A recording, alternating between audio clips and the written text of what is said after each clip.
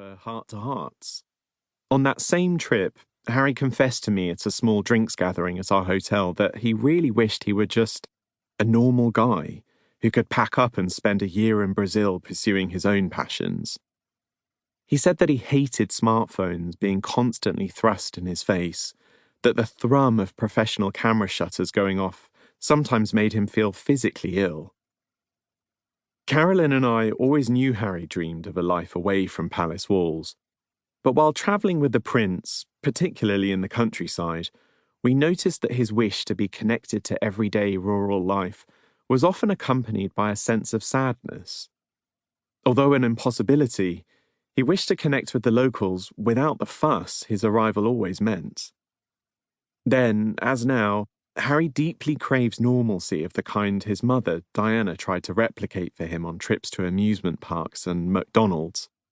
How funny to know that the favourite part of a Happy Meal for this child, born of unimaginable wealth and privilege, was getting the cheap plastic toy inside. Harry is different from his brother William, who takes after their orderly and pragmatic granny, the Queen. He's emotional and clings to utopian ideals, yet, in his way, admirably so. His desire to live outside of the palace bubble, in everything from being a hugger at official engagements to insisting he serve on the front lines of war as a member of the armed forces, is a positive attribute, even if at times it causes problems for the rest of the royal family. His wholeheartedness allowed him to start a new chapter in royal history when he fell in love with Meghan Markle.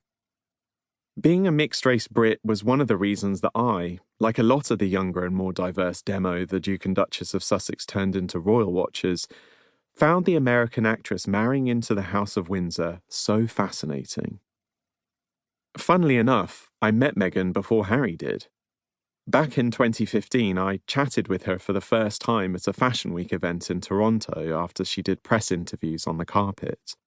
No one was more amazed than me when, just a year later, Meg, as her close friends and now husband call her, captured the heart of the most eligible bachelor this side of the pond. Even in the early days of their relationship, it was clear that Harry had found a woman who awakened his sense of purpose, with humanitarian passions that mirrored his own drive to support those on the margins of society. The world watched in amazement as the couple's relationship rapidly developed.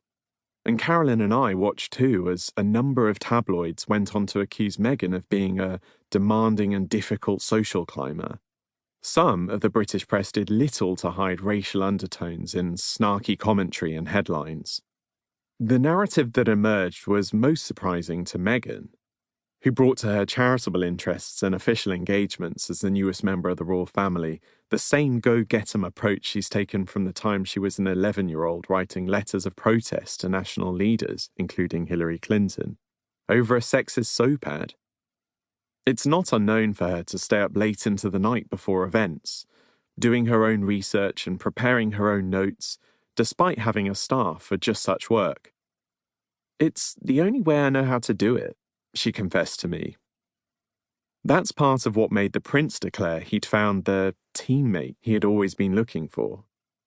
So, it was a surreal moment to be giving Meghan a big farewell hug in one of the staterooms at Buckingham Palace in March 2020, as she wrapped her last solo royal engagement.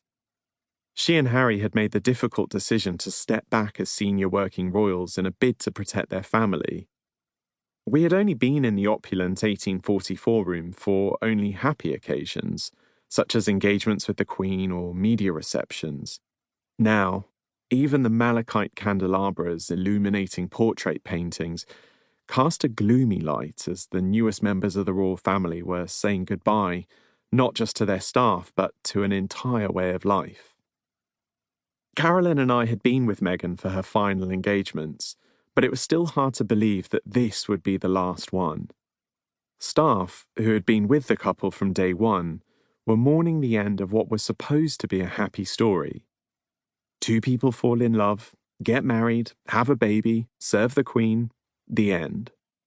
Instead, they were leaving the country. As Meghan gave me a final hug goodbye, she said, "It didn't have to be this way." Yes,